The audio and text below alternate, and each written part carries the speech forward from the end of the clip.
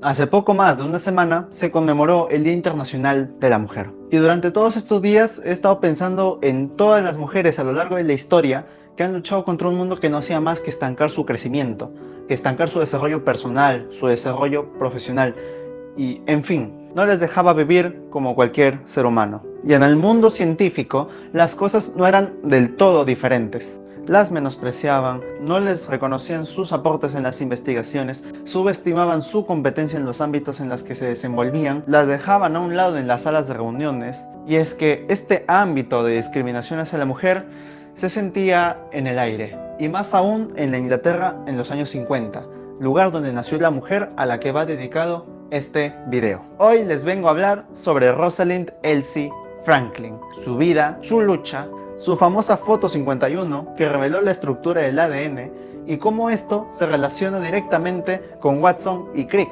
ganadores del Premio Nobel de 1962. ¿Por qué? Por descubrir justamente la estructura del ADN y cómo varios eventos antes, durante y después de esta ceremonia constituye quizás uno de los acontecimientos más injustos en el mundo científico. Quizás ya hayas escuchado de ella, pero no de la manera en la que vengo a contártelo el día de hoy. Pero antes, no se olviden de darle clic al botón rojo de suscribir y activar la campanita de notificaciones para poder estar al tanto de mi nuevo contenido. Y ahora sí, prosigamos.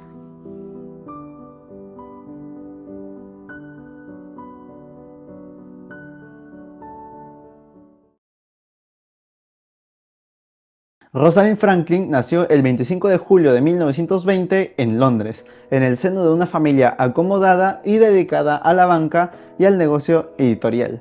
Desde muy pequeña fue evidente su gran inteligencia. Estudió en el Colegio St. Paul, que, a diferencia de lo que podría sugerir su nombre, era un colegio laico, y entrenaba a sus alumnos con un programa muy riguroso en el cual también se incluía física y química. Aquí, Rosalind era simplemente la mejor. No solamente en ciencias, sino también en todos los deportes, estando prácticamente en todos los equipos de su escuela. Y la afirman sus amigas en el siguiente documental. Véanlo, es buenísimo. Una vez terminados sus estudios allí, obtuvo una beca para estudiar física y química en el Newnham College, una de las universidades femeninas de la Universidad de Cambridge en 1938, de donde se graduó en 1941 y en donde se introduciría al campo de la cristalografía de rayos X, una técnica que por ese entonces recién se estaba desarrollando.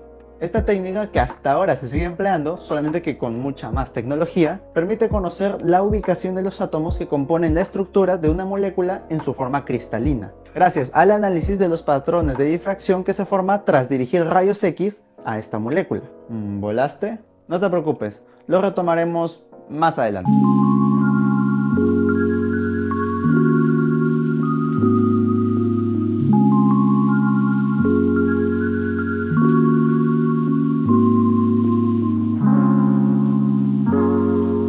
Y por sugerencia de una amiga suya, Rosalind Franklin obtuvo un puesto de investigación en uno de los mejores laboratorios de París, el Laboratorio Central de Servicios Químicos del Estado, en 1947, no sin antes obtener su doctorado en 1945, tras su investigación sobre las microestructuras del carbón y el grafito, lo cual sirvió para mejorar las máscaras antigas, algo elemental tomando en cuenta que en plena Segunda Guerra Mundial Inglaterra era atacada constantemente por la aviación nazi. En París se sintió mucho más liberada, sobre todo por el hecho de que era una cultura mucho más dinámica y mucho más abierta a las mujeres, algo que en Inglaterra no era para nada común. Aquí ella perfeccionó sus técnicas de difracción de rayos X, a tal punto de que se convirtió en una experta. Recuérdenlo para más adelante. 4 años después de haber llegado a Francia, el científico John Randall, director de los laboratorios de biofísica del King's College en Inglaterra, le ofreció a Rosalind un puesto allí para trabajar en la investigación de las estructuras de las proteínas, unas macromoléculas biológicas de las que ya tendremos tiempo para profundizar. Ella acepta y regresa a Londres en 1951. Sin embargo, antes de salir de París, John Randall cambia el enfoque de la investigación y ya no investigarían sobre las estructuras de las proteínas, sino de una sustancia no muy conocida llamada ADN o ácido desoxirribonucleico, como quieran llamarlo. ¡Es sublime! Y es aquí cuando empieza el salseo. Sin embargo, antes debemos saber, al menos de una manera muy simple, qué es el ADN. Y aquí les dejo una pequeña explicación. El ADN es la macromolécula que contiene toda la información genética necesaria para el funcionamiento y desarrollo de cada componente de cada ser vivo. Es la molécula de la vida. Es la molécula que determina cómo nacerás y cómo poco a poco irás envejeciendo. Es la macromolécula responsable de la transmisión de la herencia. De alguna manera podemos decir de que el ADN es nosotros. Su estructura consiste en una doble cadena enrollada unida por enlaces puente de hidrógeno. Estos enlaces se encuentran en medio de bases nitrogenadas de la cadena, los cuales se enlazan o se unen por pares bien fijos, a saber, adenina y timina, y guanina y citosina.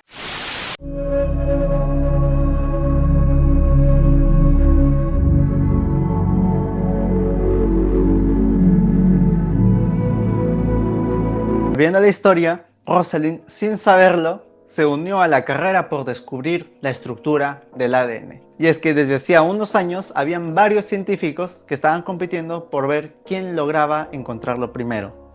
Uno de ellos, James Watson. Creían que conociendo su estructura podrían dar respuesta a muchas otras más interrogantes que se planteaban en su tiempo. Sin embargo, Rosalind no era consciente de ello. Pese al mal ambiente del King's College, los demás científicos del King's College le llamaban Rosie a sus espaldas, nunca se lo dijeron a la cara. La aislaban de las conversaciones y no le dejaban entrar a salas solamente para científicos hombres. Dudo que alguien pueda disfrutar su estancia en un lugar así. A pesar de todo ello, ni bien llegó allí, empezó a trabajar con todas sus fuerzas, junto con un estudiante de posgrado llamado Raymond Gosling. Mejoró el aparato del laboratorio para obtener imágenes del ADN y obtuvo, escuchen, las mejores fotografías que se podían obtener del ADN hasta ese momento. Lo que hizo fue dirigir rayos X a una molécula de ADN. Estos rayos, al chocar con los átomos de la molécula, más precisamente con los electrones del átomo, se difractaban y formaban patrones de difracción, los cuales eran fotografiados. Así se veían. Sus avances sobre el ADN las presentó en un coloquio en 1951. Y adivinen quién se encontraba entre los oyentes. Sí, James Watson. El joven científico había venido desde los Estados Unidos convencido de que el ADN era el secreto de la vida. Y llegó a Cambridge para conocer al que sería su compañero en el descubrimiento del siglo, Francis Crick. Este era muy amigo de Maurice Wilkins, quien trabajaba justamente en el King's College y tenía una relación especialmente tensa con Rosalind Franklin. Porque, imagínense, de pensar de que sería su asistente cuando llegaba ella de Francia, se convirtió prácticamente en la jefa de su laboratorio, trabajando a pasos agigantados en la carrera por el ADN, algo que él ya hacía desde antes de su llegada. Es así como Maurice Wilkins se convirtió en el nexo entre los trabajos de Rosalind Franklin y Watson y Crick, quienes trabajaban en descubrir la estructura del ADN a través de otro método, la construcción de modelos, con resultados lamentablemente no muy buenos. Tan mal les fue que les fue prohibido luego continuar con sus investigaciones en el laboratorio Cavendish de la Universidad de Cambridge. Sin embargo, a pesar de no estar oficialmente trabajando, seguían especulando con los trabajos que obtenían de Rosalind Franklin gracias a Maurice Wilkins. Y aquí está el problema. Rosalind Franklin nunca tuvo conocimiento de que sus trabajos estaban saliendo de su centro de trabajo. Sin embargo, Watson y Crick lo estaban usando para continuar en la construcción de su modelo. Y así llegamos a mayo de 1952. Y Renzo, ¿qué tiene de especial esta fecha? Pues que tras exponer el ADN a los rayos X por, escuchen, 100 horas, obtuvo la fotografía más nítida, donde se ve clarísimo la estructura del ADN, la famosa foto 51. A ver, que nosotros mirando la fotografía no nos enteramos de nada, pero los científicos en esa época, al mirar la X en medio de la fotografía, podían determinar clarísimo la estructura del ADN, una doble hélice. Esto ya lo había observado Rosalind Franklin, y desde hacía buen tiempo ya lo tenía en sus apuntes la imagen del ADN. solamente que quería estar completamente segura de sus conclusiones y realizar los cálculos respectivos, que iban a durar más o menos un año. Recordemos que en ese entonces todo se tenía que hacer prácticamente a mano. Mientras tanto, la foto 51 llegó a manos de Watson y Crick, quienes al observarlo se dieron cuenta de que tenían allí la información que faltaba. Basados en lo que mostraba la foto, intentaron otra vez un nuevo modelo, el cual terminaron en 1953. Para comprobar de que fuera correcto, tuvieron que recurrir nuevamente a Rosalind Franklin para que lo confirmara. Claro, como debería ser. Ella obviamente les informó que era correcto, sin saber la gran cantidad de información que había sido obtenida de ella para poder realizar justamente ese modelo. Y esta es la cereza del pastel. Posteriormente se publicaron 3 artículos en la revista Nature el 25 de abril de 1953. En el siguiente orden. Primero, el de Watson y Crick. Segundo, el de Maurice Wilkins. Y por último, el de Rosalind Franklin. Sí, en ese orden, con un objetivo claro: que los resultados de Rosalind Franklin respaldaran el descubrimiento de Watson y Crick, y no de que el modelo de Watson y Crick esté inspirado en los resultados obtenidos por la científica. Ahora, si bien Watson y Crick mencionan a Rosalind en su artículo, no la reconocen como una colaboradora clave de la investigación, sino que le agradecen por sus ideas y por su conocimiento general de su trabajo. Una frase que la reduce a un papel mínimo. Este mismo año, antes de la publicación de estos 3 artículos, Rosalind, cansada del entorno hostil del King's College, decide retirarse y obtiene un puesto de investigación en el Birkbeck College de Londres, donde dirigió una investigación sobre los virus hasta 1958, logrando muchos más aportes a la biología y a la ciencia. Por otro lado, la historia de Watson y Crick ya es conocida por todos. En 1962, Watson, Crick y Maurice Wilkins obtuvieron el Premio Nobel de Fisiología y Medicina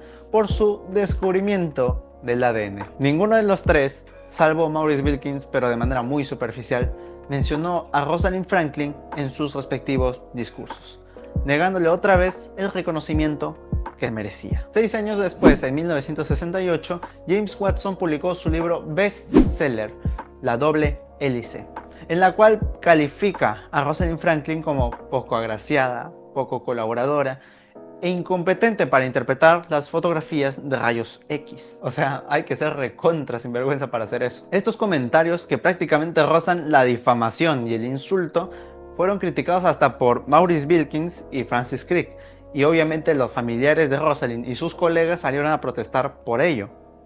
Pero se preguntarán, ¿y Rosalind? ¿Por qué no salió a defenderse de estos comentarios? Pues la respuesta es sencilla: porque ya no podía. Porque ya no se encontraba en este mundo. En 1958, a la edad de 37 años, Rosalind Franklin falleció a causa de un cáncer de ovario. Se sugiere que su constante exposición a los rayos X en los laboratorios fue la causante de esta enfermedad. A pesar de todo, si es que hay algo rescatable de esta ofensa a su memoria, es que si justamente no fuera por estos comentarios que hizo John Watson en su libro, probablemente no sabríamos mucho más de ella, y también no se le hubiera podido dar el reconocimiento que tanto se merecía en vida. Creo que su vida debe servir tanto a hombres como a mujeres como ejemplo de superación ante las adversidades y como ejemplo de persona con valores e ideales bien consolidados, y también hacernos reflexionar acerca de las adversidades y todos los obstáculos que tienen que enfrentar las mujeres, incluso ahora, día a día. Decidida, elocuente y apasionada por lo que hacía. Falleció haciendo lo que más quería en este mundo: hacer ciencia. Y a pesar de que nunca tuvo grandes reconocimientos por su trabajo, su mayor recompensa, como ella lo dijo alguna vez, siempre fue, es y será el progreso de la humanidad. Hasta aquí llegó este video. Espero que les haya resultado informativo, interesante, pero sobre todo inspirador y reflexivo. Les invito a suscribirse al canal si desean ver más videos así. Activen la campanita de notificaciones para estar al tanto de mis nuevos videos, y si les gustó el video, denle like y compártalo con sus amigos o conocidos, para así llevar la historia de Rosalind Franklin a muchas más personas. Yo me despido, les dejo y tengan un buen día. Nos vemos pronto.